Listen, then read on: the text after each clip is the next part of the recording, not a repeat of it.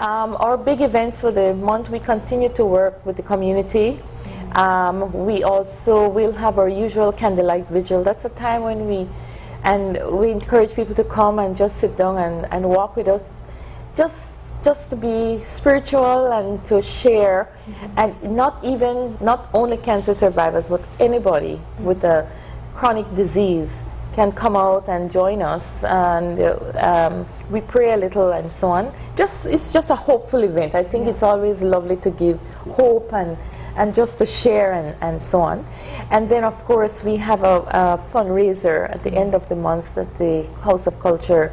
We depend on the community's money to carry out all our activities, and the awareness activities it's expensive to manage. Although we get a lot of help from the Ministry of Health, we still have to ask the community to support us. So please stay. Where can people get tickets for the fundraiser? Please call us 223-0922, and we have lots of little things on sale to help us. We use our funds not only to manage the office, but also to give small financial aid, and more importantly these days, because of the availability of diagnostic tests, we also support diagnostic costs when necessary. All right, great. And I think, Ms. Nina, you'd be best to close us off and just tell us how important all the activities that take place, painting the leaves pink, seeing people wear ribbons, or what it means for you as a survivor. It means a lot, and it's it's overwhelming to see people come out the way they're coming, and they're supporting us, and they're buying this stuff. And I think by the end of this week, we should be having shirts, and there are a lot of pink shirts. We have candles, we have openers, we have pens. There are a lot of things going on at the Cancer Society, and we ask people, if you feel afraid and you feel like something is wrong, come on over to the society. We're there, we will sit with you. You have the nurse there, we could always call the president in. And there's a lot of people to support you. As I said, we have Dr. Sanchez, and when we call him, even though he's busy, he finds that time and he comes out. So if there is anything bothering you or any family member, come on over, we're there. We're there to support you. And we want people to come in and be a member of the society, because that's the only way we could grow. We can't grow if we don't have the strength, and just a little bit of us can't do it. So I was diagnosed in 1995, and being diagnosed, I think that's what gave me the force to join. I joined with Juliet, and that's how it started.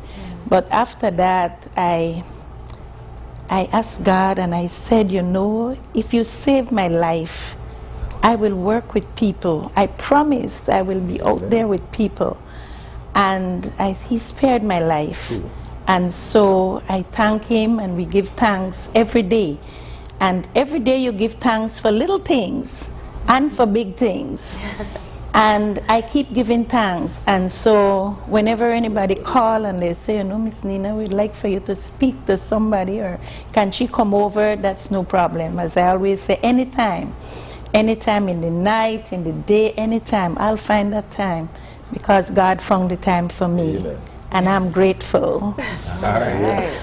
Well, we'd like to thank you all for joining us this morning. We're truly grateful for this conversation on cancer.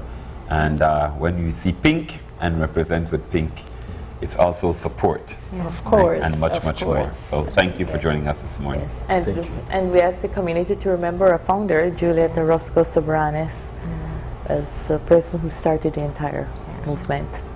All right. We're going to go ahead and take a break, and when we come back, we'll be joined by representatives from Ready Call Center to talk about employment opportunities for people of all ages. Don't go anywhere.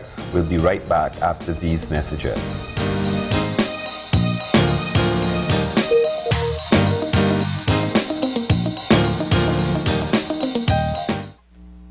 What do you want from your bank? I want to know that my bank will teach me how to save. I want to know that my bank can help to make my dream of owning a home a reality. I want to know that my bank will help me grow my business and build Belize. I want to know that my bank will keep my investment safe. Whether you want to start a savings plan, build your own home, invest in your business or plan for retirement, the Belize Bank is here for you. The Belize Bank. Our country, your bank. I don't know, man. I feel like internet are always a hassle. But relax. I know there are people here. They will hook you up. Oh, hi, Shahid. Hi, Fiona. I bring my friend. I can hook up on a smart Zoom internet. Sure, have a seat. Okay, the process is quick and easy. These are the different packages. You can choose which is convenient to you. You can get it on your data-capable phone, your smart Zoom modem, or MiFi. We also have prepaid packages to choose from as well. Just dial *3282, purchase your desired package, and you're done. Easy as that. I tell her the thing me easy. Chill, my boy. I update my Facebook status. Also introducing our new data packages of 15, 20, and 25 gigabyte, available in premium and postpaid. Smart, bringing people together.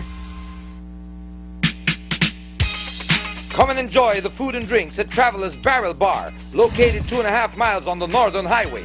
Sample our new menu of authentic Mexican tacos, pollo brujo, and quesadillas, and of course, the variety of rums, mixed drinks, and beer that we are known for. Our friendly, courteous staff is waiting to serve you. We have karaoke on Thursdays with Cindy, and local bands on Fridays for your entertainment. Our facility is also available to rent for special occasions. During hours of operation, your comfort and peace of mind is assured by our fine security guards. So come have a loads of fun at Traveler's Barrel Bar and the Mexican Taco Factory.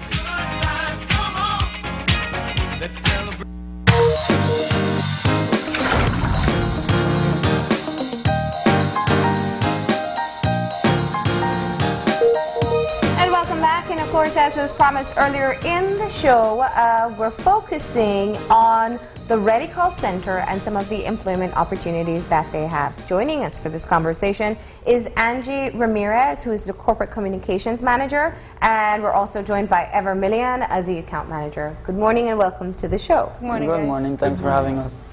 Let's start off a little bit by talking about Ready Call. Of course, most people know the name, but how long has the center been opened in Belize, and what kind of services do you provide?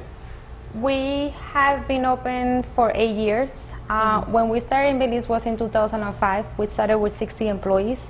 From the time we have grown to over 100 employees right now. Our customer base is more customer service. What they do is that there's people that come to work on the United States. Our main customer is a wireless company, so all the customer service is given by Belize, and 8 more call centers around the world. We're one of them, we're one of the biggest ones. And what they do is that people that has issues with their cell phones, troubleshooting, loading minutes into their phones, changing address, account maintenance, and stuff of that matter. Currently, our agents are about 800. This picture is of our staff, which unfortunately all of them didn't fit on the picture, but we have over 120 people. 800 agents and over 120 staff. We currently run three different shifts. So we have an AM shift, we have a mid shift, and we have a PM shift. So we have a constant flow of people coming in and out of the compound. Okay. It's basically an inbound. It's just good to mention that it's an inbound call center. So we take customers, dial an 800 number, and the call gets directed to any of the 9 call centers that TracFone has. Yeah. What makes someone successful in this particular field?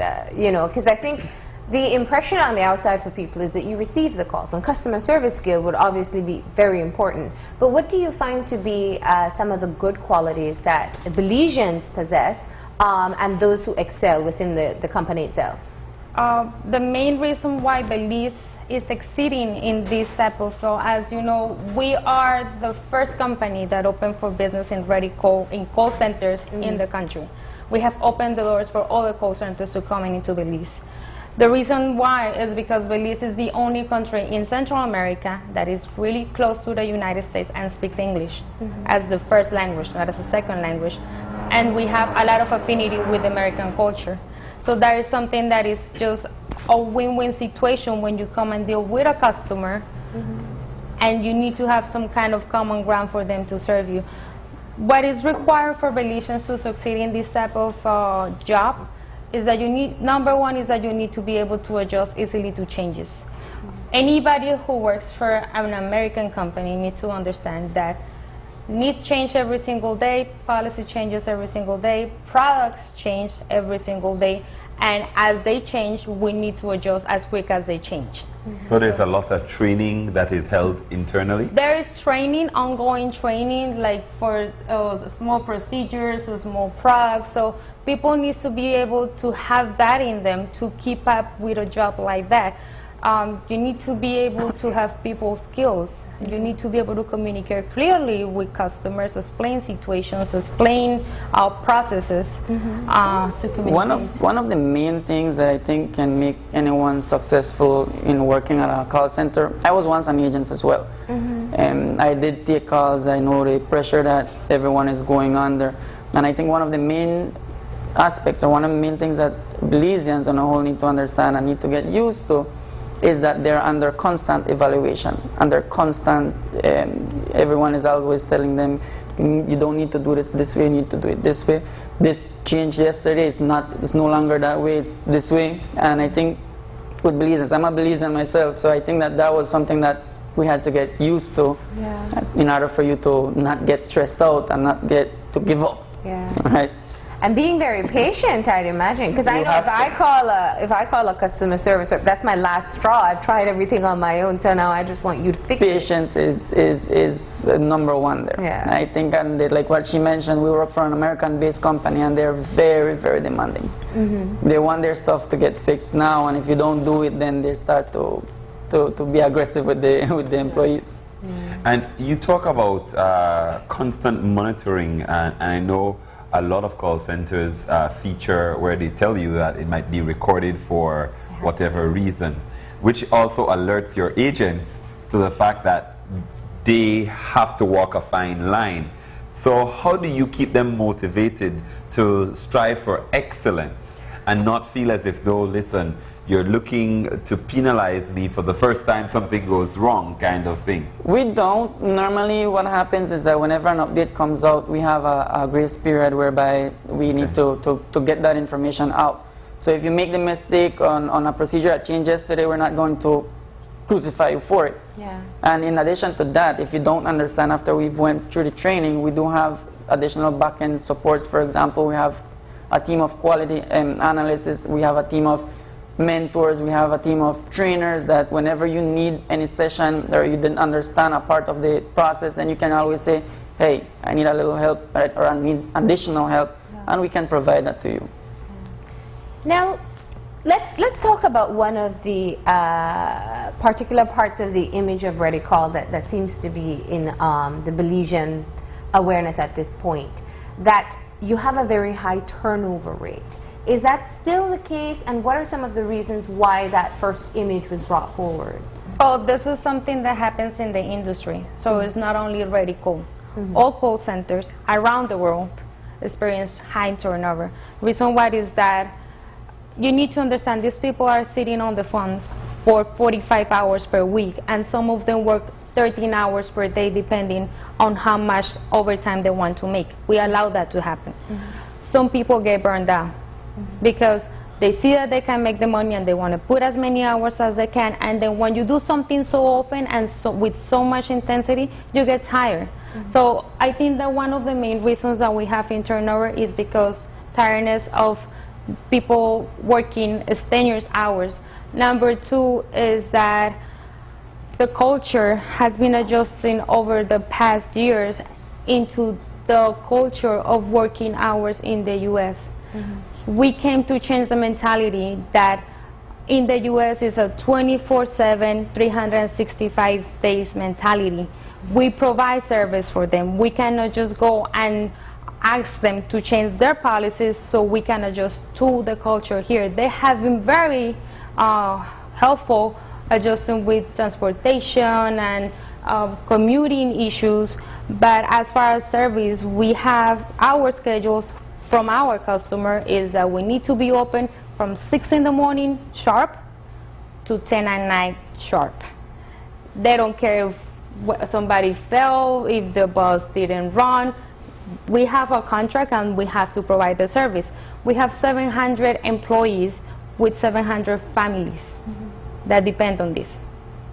So we understand that turnover is one of the reasons, and the other thing is that since our requirements are not like high standard education, we have agents that start working where they are 15 and over. Maturity wise is not there. If you put a teenager towards this type of pressure, a lot of them just throw the towel because they don't know how to handle the stress. Things happen in families, the people have personal lives. When there comes pressure from work and it comes pressure from your personal life, a lot of people don't know how to handle the situation. They rather leave work and they just go and deal with the personal issues. We have a lot of returnees. We have people that come back like 2 times, 3 times, 4 times. Depending on the reasons why you left, we will take you back in. If the reasons why you left are not good, common sense is that we probably won't take you in. But we're very flexible with that. So turnover always happens in any call center. You can interview any of the call centers that are here in Belize, and we all experience the same issue. Well, I know you're talking about some of the additional things that Redicall as a corporation has been able to offer for its, and I know driving to Belmopan, I see Redicall buses on the highway. What are some of the additional things that you've implemented to actually facilitate workers, given some of the transportation challenges that they may have, and other factors that you all saw as a necessary part of providing an enabling environment for your employees? Well, basically, when it comes to that, transportation is a big issue. And that's the reason why we're located at the ICSL compound in Boom, where it's centralized. So we attract people from Orange Walk, we attract people from Belize, and we attract people from Cayo. We provide transportation for the Western, and we provide transportation for the Northern as well. We do have our contracted bus, but it's not ours for the people from Belize. We do accommodate people that live in the villages that probably don't have any way of coming out of their village on a Sunday. And we try as much as possible to give them the Sunday off. On the holidays, we do understand, we already know you, William, you live in Guinea Grass, we're not going to come out on a holiday or on a Sunday. So we do understand that. And in addition, the transportation fees that we provide, for example, if the agents, we call them agents and employees, when they come to training, we give them 2 months free of transportation for them to come to the training and finish the training, and then after, when you have a steady income, then they can provide. And we charge them a fee, for example, from Cayo. If you come on a normal run, you come from Cayo to Boom, where we work, you would pay about approximately $17 to week. We charge them $40 for the entire week, and you can come 7 days a week if you want. So we try to accommodate them. The transportation business is not something that we're looking at to make a profit out of. We just want them to reach the work. You want to make sure they show up for work. We are on the business of call center. We're not on a transportation, and we subsidize their transportation. We know that unemployment is very high in the country, and we are one of the main sources of employment. We understand that a lot of our agents are traveling extenuous hours. We have people that are coming from Cayo and San Ignacio and areas close to it, and we understand that our agents are putting a lot of effort coming to work. So we try to accommodate as much as we can to help them to be able to come. Just to give you an idea of what she's talking about, the unemployment rate, we have a big percentage of agents working from Cayo. the ones that come from San Ignacio and those areas, they spend 4 hours of their lives traveling. It's 2 hours one way. So daily they spend 4 hours on the bus just to come and get an income. Angie, you touched on something very important earlier, and my question to you is this the biggest transition for people in Belize? The corporate culture, America versus Belize. We are 8 to 5, some people 9 to 5, Monday to Friday, and it's very difficult to get people to work outside of those hours. For 24/7, or you're not even 24/7, you're 6 to 10. We are 6 to 10 currently. Yeah. Is that the biggest adjustment for people when they come in?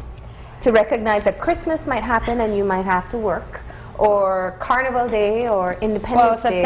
September, honestly, it is one of our roughest months as far as assistance of employees. I mean, we understand you guys have personal lives outside of Redico, but I think that what we have tried to make people understand in the country is that if you have a job, there is a responsibility that you need to be abide by, because that check that you get every week is the one that is paying your rent, is the one that is paying the bills, is the one that is getting your kids to go to school, are the ones that that provides you to go and clothe yourself, to put food on the table. It is a change. It is a transition. We know that the industry is something still kind of new for the country. We have changed a lot of mentalities.